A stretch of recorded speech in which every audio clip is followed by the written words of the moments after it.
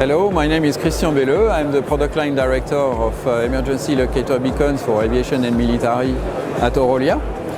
What I'd like to show you today is our latest portable ELT for the commercial crew of airliners.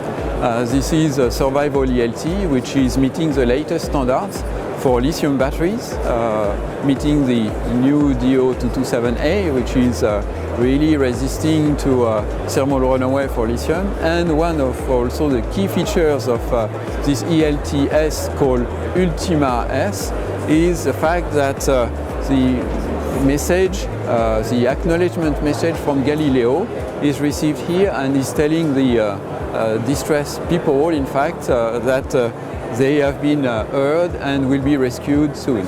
So this is a brand new ELT that will be launched at the Paris Air Show today, and that airliners should carry in commercial airlines.